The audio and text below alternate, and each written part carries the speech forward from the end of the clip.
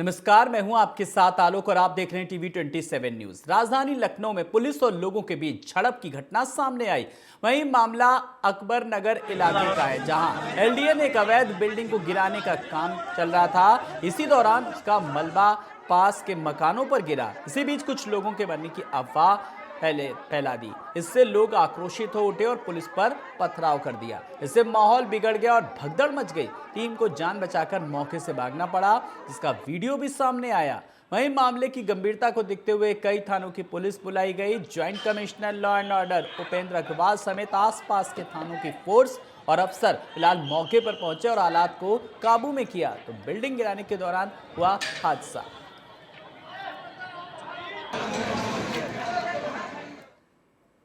मुख्यमंत्री डॉक्टर मोहन यादव सिंधिया छतरी का दौरा किया। वहीं कैलाशवासी माधवराज सिंधिया की 79वीं जयंती पर भजन संध्या का आयोजन किया गया। इस आयोजन में सभी धर्म के धर्मगुरुओं ने भाग लिया। मुख्यमंत्री डॉक्टर मोहन यादव ने कैलाशवासी माधवराव सिंधिया को पुष्पांजलि अर्पित की। इस आयोजन में सिंधिया रियासत के मराठा सरदार भी मौजूद रहे। नरेंद्र सिंह तोमर, नरोत्तम मिश्रा, भारत से कुशवाहा भी रहे। वहीं मौजूद पूर्व में भी मुख्यमंत्री शिवराज सिंह चौहान ने पुष्पांजलि दी।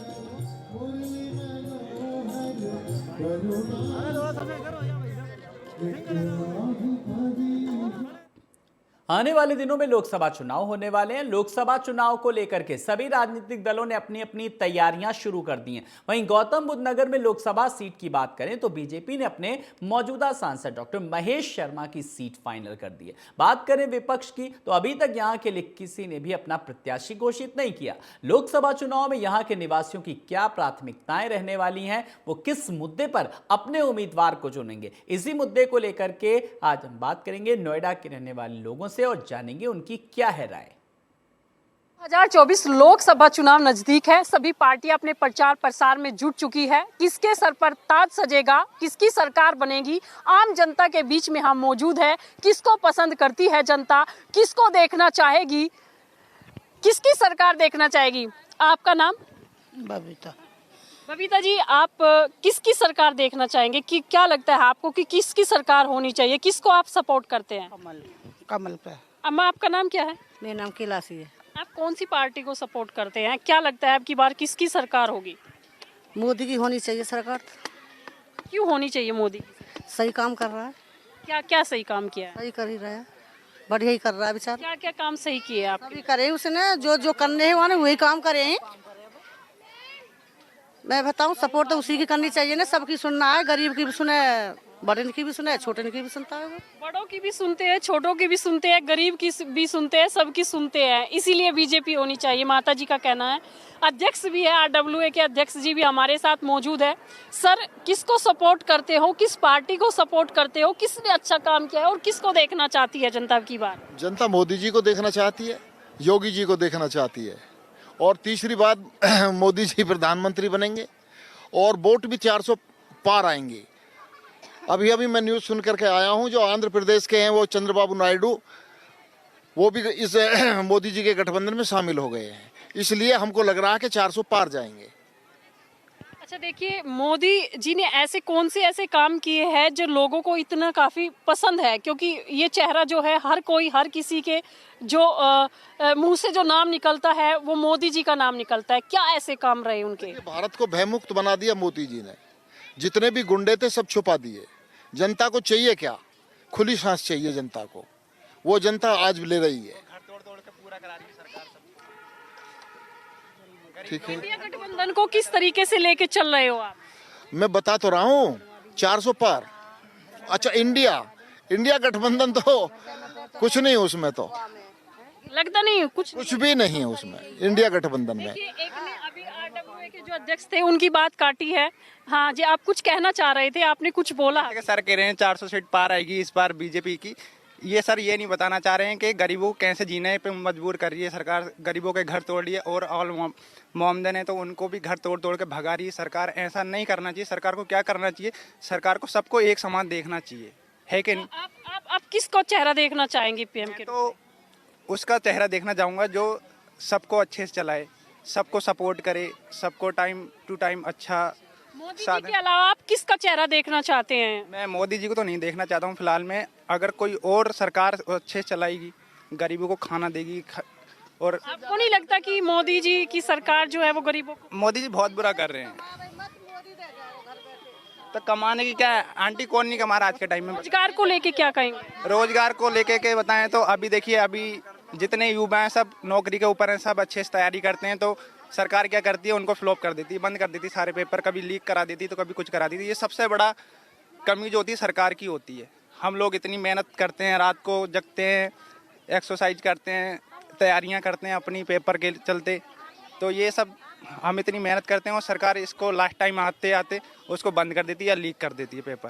अगर बीजेपी सरकार आती है तो आपका क्या इसमें बेनिफिट है? मेरा तो यही कहना है कि बीजेपी सपोर्ट करेंगे, क्योंकि वो ज़्यादातर बेहतर है हमारे लिए। तो रोज़गार और पढ़ाई मतलब जो कुछ भी है हमारे लिए पूरी है।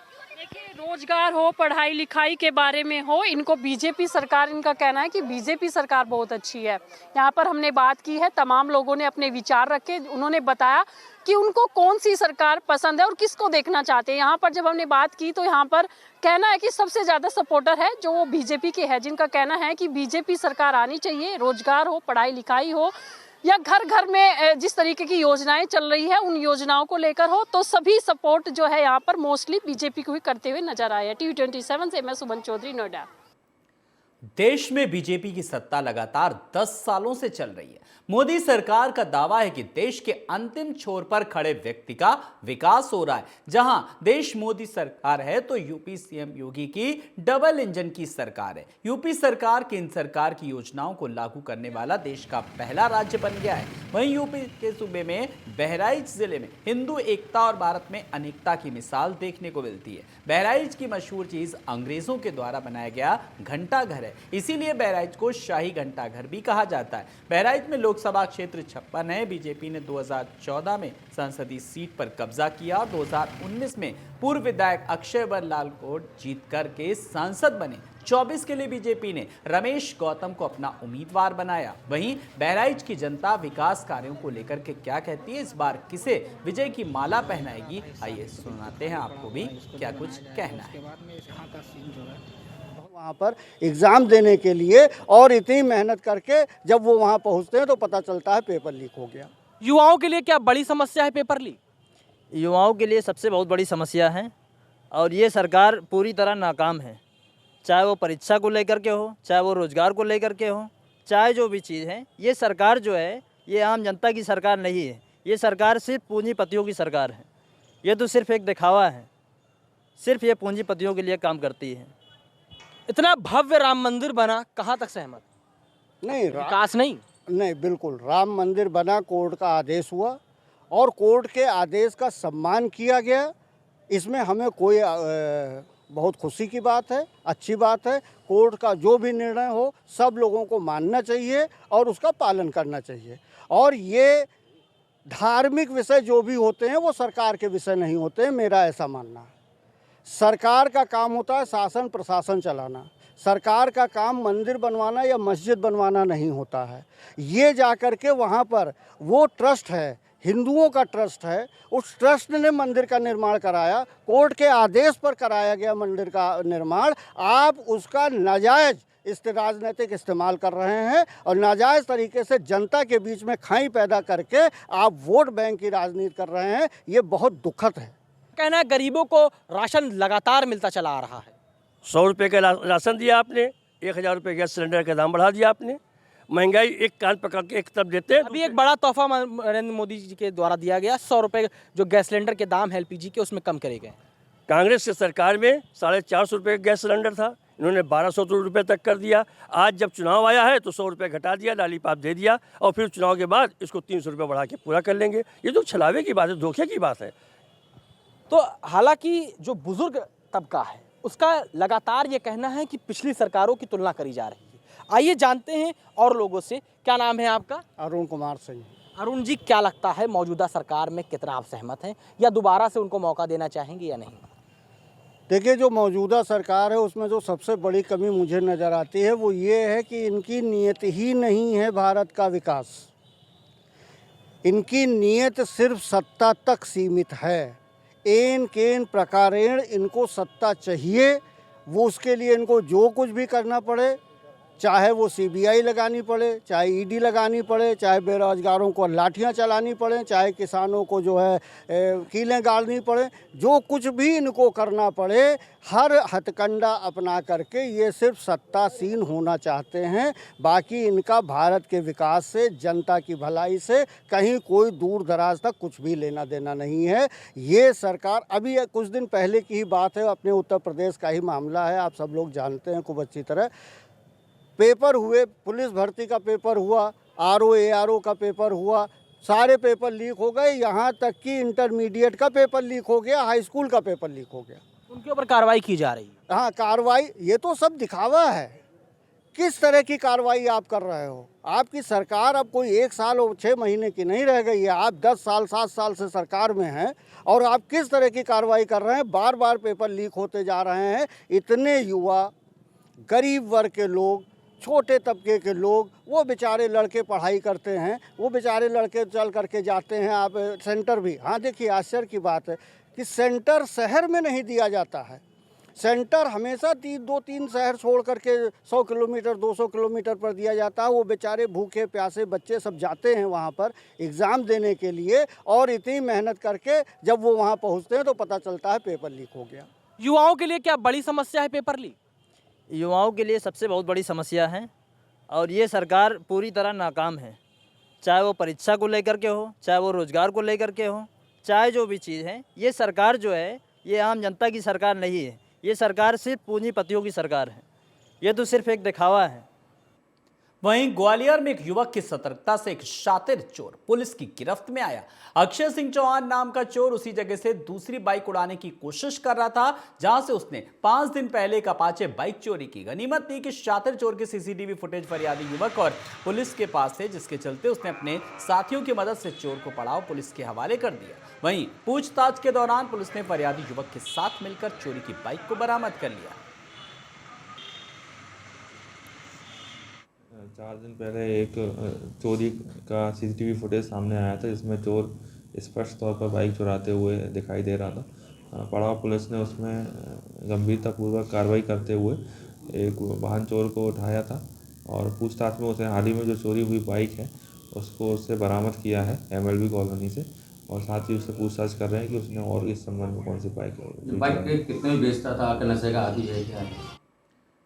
वहीं सिवनी में कलेक्टर क्षितिज सिंगल के आदेशानुसार खाद्य विभाग लगातार मिलावट के विरुद्ध कार्रवाई कर रहा है और इसी कड़ी में खाद्य विभाग ने धुमा क्षेत्र के कई किराना दुकान और व्यवसाय दुकानों पर निरीक्षण किया और सैंपल को जांच के लिए लैब भेजा। साथ ही लाइसेंस की भी जांच की गई। खाद्य विभाग के अधिकारी ने बताया कि अभी जांच चल रही है।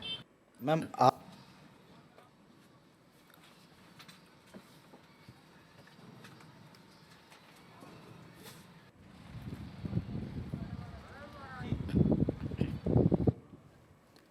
सरगुजा के पीजी कॉलेज ऑडिटोरियम में महतारी वंदन सम्मेलन का आयोजन किया गया। दरअसल प्रधानमंत्री नरेंद्र मोदी ने छत्तीसगढ़ चुनाव से पहले सभी महिलाओं को 1000 रुपए खाते पर देने का वादा किया था। इसी कड़ी में आज छत्तीसगढ़ की 70 लाख महिलाओं को इस योजना का लाभ दिया गया।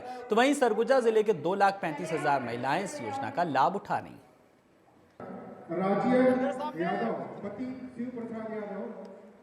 बंधन का पहली किस्त खाते में आया है, बहुत ही अच्छा और खुशी महसूस हो रहा है। और बिना सोचे समझे हमारे विष्णु देव साय जी ने 70 लाख महिलाओं को एक साथ दिया है और खुशी के मारे फुलानी समा रहे हैं।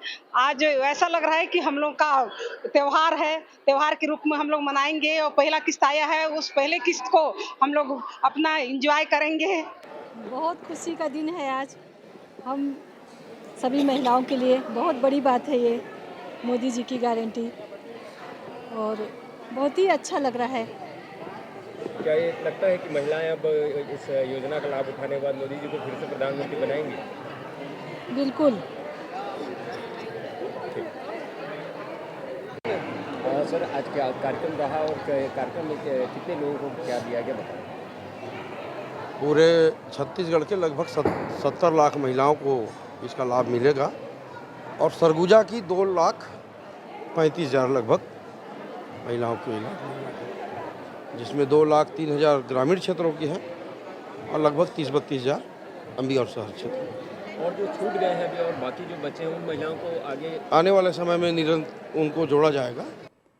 वहीं अनूपपुर जिले के बिजुरी में कुटीर एवं ग्रामोद्योग मंत्री दिलीप जायसवाल ने लगभग 30.5 करोड़ के विकास कार्यों का भूमि पूजन किया, जिसमें अमृत 2.0 आधारित केवई पेयजल योजना भी शामिल है। इसके साथ ही दिलीप जायसवाल ने नगर पालिका अंतर्गत शासन की आवास और अन्य योजनाओं के लाभार्थियों को अनुग्रह राशि का वितरित किया। इस मौके पर नगर पालिका परिषद के अध्यक्ष, उपाध्यक्ष, पार्षदगण और नगर के लोग मौजूद रहे। वार्ड क्रमांक 8 की पार्षद महोदया श्रीमती नंदिनी और पर बहुत पुराना बिजली का डिमांड था कि केवई से बिजली के जल मिले, और आज मुझे बहुत प्रसन्नता है कि बिजली नगर पालिका परिषद व मध्य प्रदेश सरकार व भारत सरकार के सबके सहयोग से हमने आज 29 करोड़ की लागत से पेयजल का कार्य यहाँ पर संपन्न हो, उसके लिए भूमि पूजन किया, उसके लिए टेंडर वगैरह जारी कर दिया गया है और बहुत जल्दी समय सीमा में। छत्तीसगढ़ की पुलिस ने अंतर्राज्यीय चंदन तस्कर गिरोह के 2 सदस्यों को गिरफ्तार किया। ये तस्कर मध्य प्रदेश से चंदन की चोरी कर छत्तीसगढ़ में तस्करी करते थे। वहीं जेपीएम की एसपी भावना गुप्ता ने प्रेस कॉन्फ्रेंस कर इस मामले का खुलासा किया। पुलिस ने जितेंद्र सिंह सराठी और मोतीलाल यादव को गिरफ्तार किया। दोनों गौरेला थाना क्षेत्र के रहने वाले हैं। बता दें कि पुलिस ने इन दोनों को तब दबोचा जब ये दोनों ग्राहक तलाश रहे थे। तस्करों के पास से लगभग 1 क्विंटल चंदन की लकड़ी और पिकअप वाहन जब्त किया गया। पुलिस इस मामले की जांच में जुटी है।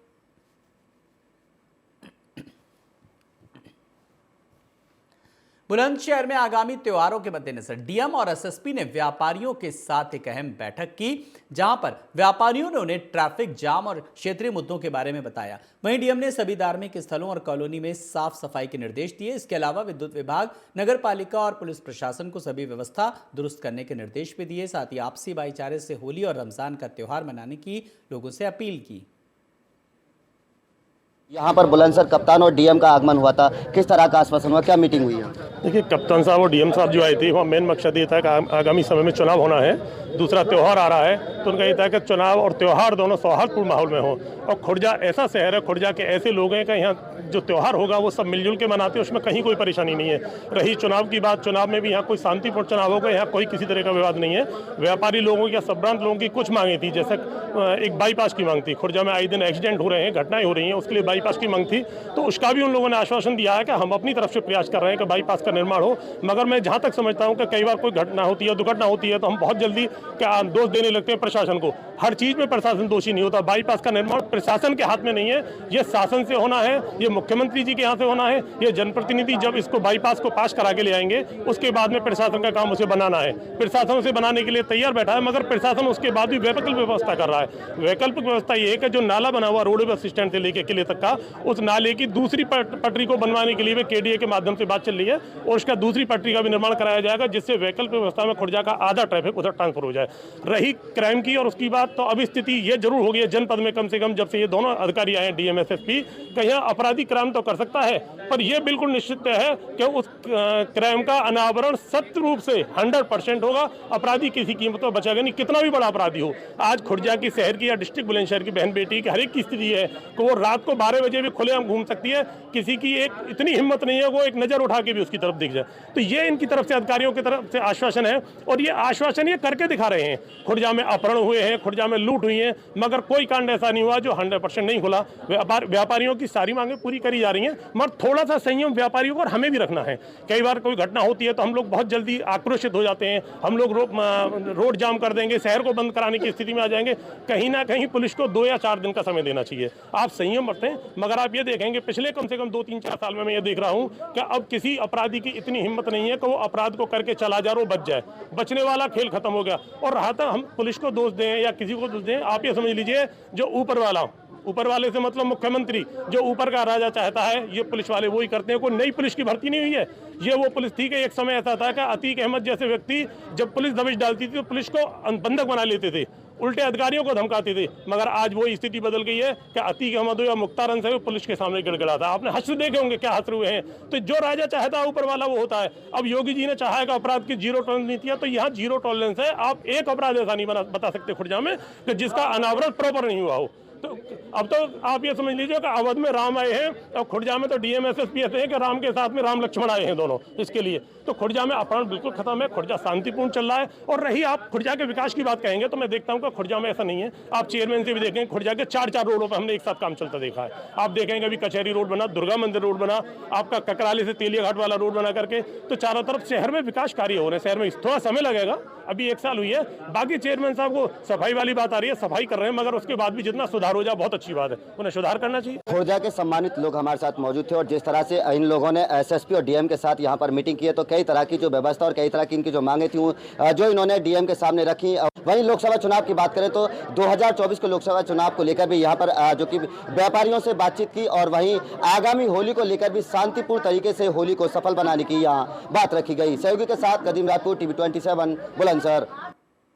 वहीं फिरोजाबाद की नगर पंचायत की जनता ने मुआवजे की मांग को लेकर धरना दिया। लोगों का कहना है कि सरकार तो अच्छा काम कर रही है, लेकिन कुछ अधिकारी हैं जो अपनी मनमर्जी से काम कर रहे हैं। आपको बता दें कि मक्खनपुर में चौराहे से लेकर के बैंक तक रोड चौड़ीकरण के नाम पर कई लोगों के घर व मकानों की जगह ली गई।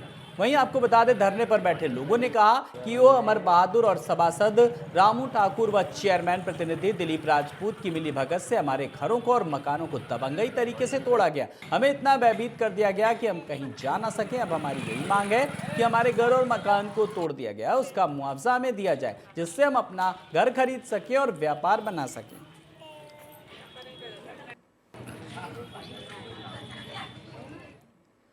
खबरों में आगे बढ़ेंगे। अयोध्या के सरयू नदी में स्नान करने गए 3 युवकों की डूबकर मौत हो गई। 6 युवक नदी में स्नान करने के लिए उतरे थे। उनमें से जब एक युवक कुछ डूबने लगा तो उसकी जान बचाने में एक के बाद एक 3 युवक डूब गए। बता दें कि 6 दोस्त कानपुर से अयोध्या राम मंदिर के दर्शन के लिए आए थे। सभी साथी कल शाम अयोध्या पहुंचे। उसके बाद ये सभी एक धर्मशाला में रुके। आज सुबह सभी स्नान करने आए थे। स्नान करने के बाद रामलला के दर्शन करने की योजना थी। बचे हुए तीनों दोस्तों ने बताया कि उसका साथी डूबने लगा। उसे बचाने के चक्कर में हर्षित व प्रियांशु डूब गए। घटना की सूचना पर 10 मिनट के भीतर एनडीआरएफ और एसडीआरएफ और जल पुलिस पहुंच गई। 30 मिनट तक चले अभियान में तीनों डूबे युवकों के शवों को फिलहाल बरामद कर लिया गया।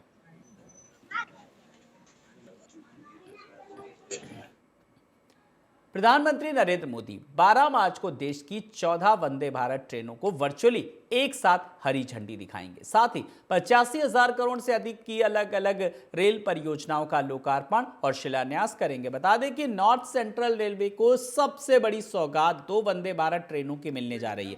पहली वंदे भारत ट्रेन प्रयागराज से गोरखपुर के बीच चलेगी। वहीं दूसरी वंदे ट्रेन खजुराहो से निजामुद्दीन स्टेशनों के बीच चलेगी। उत्तर मध्य रेलवे के महाप्रबंधक रविंद्र गोयल ने बताया कि 12 मार्च को देश में कुल 674 स्थानों पर कार्यक्रम आयोजित किए जाएंगे और ऐसा पहली बार होगा जब लगभग 6000 परियोजनाओं का लोकार्पण शिलान्यास एक साथ किया जाएगा, जो एक विश्व रिकॉर्ड है। उनका माननीय प्रधानमंत्री जी 12 तारीख को डेडिकेशन और इनॉग्रेशन करेंगे।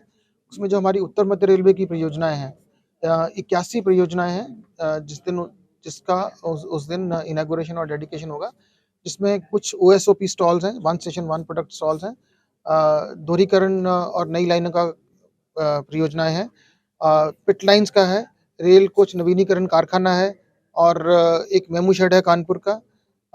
और सबसे महत्वपूर्ण उसमें उस दिन ये है कि 2 गाड़ियां जो वंदे भारत हैं, एक तो खजुराहो से निजामुद्दीन, उसका इंट्रोडक्शन होगा। वहीं बेमेतरा के मंडी प्रांगण में महतारी वंदन सम्मेलन का आयोजन हुआ। कार्यक्रम में मुख्य अतिथि के रूप में कैबिनेट मंत्री दयाल दास बघेल रहे, जहां उनकी मौजूदगी में देश के प्रधानमंत्री नरेंद्र मोदी ने वर्चुअल माध्यम से जिले के 2.5 लाख हितग्राहियों को महतारी योजना का लाभ दिया और उनके खाते में करीब 25.50 करोड़ रुपए से ज्यादा की राशि आवंटित की और हितग्राहियों को संबोधित करते हुए उन्होंने मोदी की गारंटी पूरी होने और उन्हें बधाई और शुभकामनाएं दी। नारी वंदन योजना के कार्यक्रम पूरा छत्तीसगढ़ में प्रत्येक जिला स्तर में भव्य रूप से मनाया जा रहा है। खास करके हमारे देश के यशस्वी लोकप्रिय प्रधानमंत्री नरेंद्र मोदी जी का उद्बोधन और 1000 रुपये हमारी माता बहनों के खाते में बटन दबाकर जारी किया गया है। ये हम सब के लिए बहुत बड़े सौभाग्य और खुशी की बात है। यहाँ पर भी बेमेतरा जिला स्तर के कार्यक्रम में उपस्थित होने का सौभाग्य प्राप्त हुआ और हम सब मोदी जी का उद्बोधन भी सुने। हकीकत में मोदी जी का गारंटी है और हमारे विष्णुदेव साय जी का सरकार है। जो जो हमने चुनाव में घोषणाएं वादे किए थे, एक एक करके पूरा घोषणा हम पूरा करने जा रहे हैं। सबसे पहले मैं नरेंद्र मोदी को बार बार बहुत बहुत धन्यवाद देती हूँ और हमारे मुख्यमंत्री विष्णुदेव साय को धन्यवाद दूंगी, जो कि नारी शक्ति को इतने अच्छे से माने उन लोगों ने ऊंचा बढ़ाने के लिए 1000 रुपये प्रोत्साहित देकर हम लोगों को नारी शक्ति को बहुत सम्मान दिया है। हम अपने घर में उस 1000 पैसे को अपने परिवार चलाने के लिए उसमें खर्चा करेंगे और हम लोग अपने नारी शक्ति को सशक्त बनाने के लिए, मजबूत बनाने के लिए हमारे प्रदेश को बहुत बहुत। इन्हीं खबरों के साथ इस बुलेटिन में इतना ही। बने रहिए TV 27 न्यूज के साथ।